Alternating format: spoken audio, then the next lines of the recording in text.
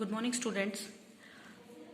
Semester 1 का जो chapter number 5 है पैरासिटिक प्रोटोजोन्स, इसमें हम पढ़ेंगे। हमने प्रोटोजोआ की जनरल कैरेक्टरिस्टिक्स पढ़ ली थी, क्लासिफिकेशन हमने पढ़ लिया था। तो प्रोटोजोआ के अंदर पैरासाइट वाली फॉर्म्स कौन कौन सी हैं वो हम इस चैप्टर में पढ़ेंगे।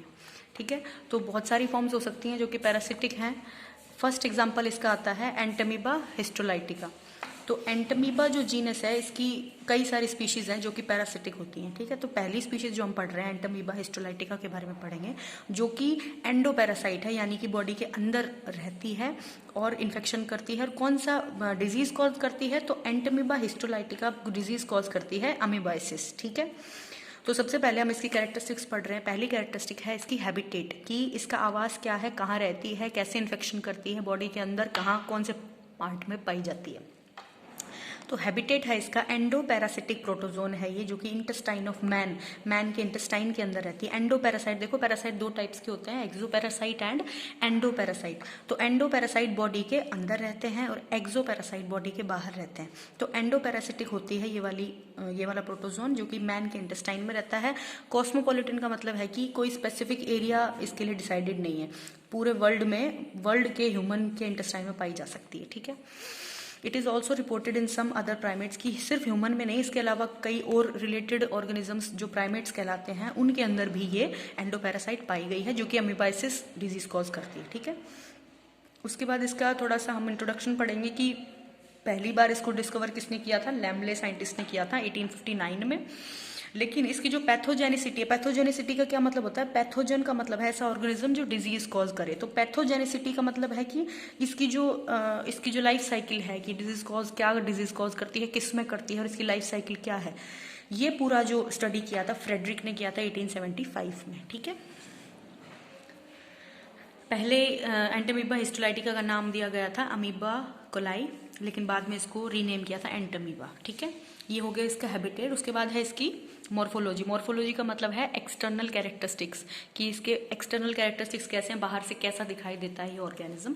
तो एंटमीबा हिस्टोलाइटिका जो है वो एक प्रोटोजोन है, सार्कोडीना का मेंबर है। तो इसकी दो डाइमॉर्फिक फॉर्म्स पाई जाती हैं। डाइमॉर्फिक यानी कि दो फिजिकल फॉर्म्स में ये एग्जिस्ट करता है, दो फॉर्म्स इसकी होती हैं। ठीक है, तो डायमॉर्फिक प्रोटोजोन है ये, इसकी दो फॉर्म्स होती हैं। कौन कौन सी होंगी दो फॉर्म? फर्स्ट होती है ट्रोफोजोइड कहलाती है, दूसरी कहलाती है प्रीसिस्टिक या फिर माइन्यूटा फॉर्म कहलाती है। ठीक है, ट्रोफोजोइड जो फॉर्म है इसकी वो एक्टिव होती है, मोटाइल होगी, यानी कि मतलब एक्टिव रहेगी और मूव करेगी एक जगह से दूसरी जगह, फीडिंग भी करती है, पैथोजेनिक यानी कि बीमारी भी कॉज करती है, और बड़ी साइज की होती है। कितनी बड़ी साइज की? 20 to 30 माइक्रोन इसका साइज होता है डायमीटर में। अमीबॉइड होते हैं, अमीबा लाइक बॉडी, यानी कि सूडोपोडिया प्रेजेंट होंगे, इरेगुलर बॉडी होगी। ठीक है, ये किसकी कैरेक्टरिस्टिक्स हैं? ट्रोफोजोइड की। और जो इसकी दूसरी फॉर्म है जिसका नाम है प्रीसिस्टिक, देखो सिस्टिक मैंने आपको बताया था एनसिस्टमेंट एक ऐसी प्रॉपर्टी है जो सिर्फ प्रोटोजोन शो करते हैं। एनसिस्टमेंट का मतलब है कि जो भी बॉडी होगी वो अपने चारों तरफ एक सिस्ट बना लेगी, जो उसको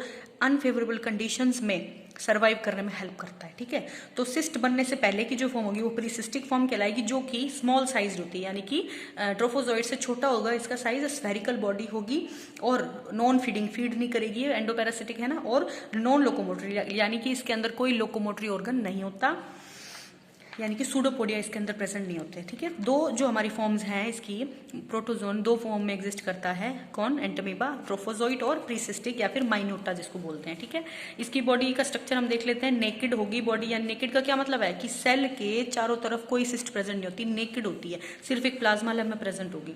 और जो इसके अंदर का साइटोप्लाज्म है that is differentiated into two parts. कौन सा? अंदर वाला जो रहेगा दैट इज एंडोप्लाज्म, और बाहर की तरफ जो रहेगा दैट इज एक्टोप्लाज्म। तो cytoplasm is differentiated into two types, endoplasm and ectoplasm. ठीक है, उसके अलावा इसकी कैरेक्टरिस्टिक्स हैं, ये होलोजोइक होती है, यानी कि फूड को जो है माउथ के थ्रू इंजेस्ट करती है। एनएरोबिक होती है, यानी कि ये बॉडी, देखो जितने भी एंडोपैरासाइट्स होते हैं ना वो एनएरोबिक होते हैं। क्यों?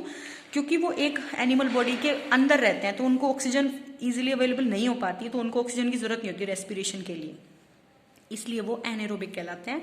और रिप्रोडक्शन कैसे शो करेंगे? बाइनरी फिजन के थ्रू। बाइनरी फिजन का क्या मतलब है? 1 से 2 में डिवाइड होना, जो कि अमीबा के अंदर पाया जाता है।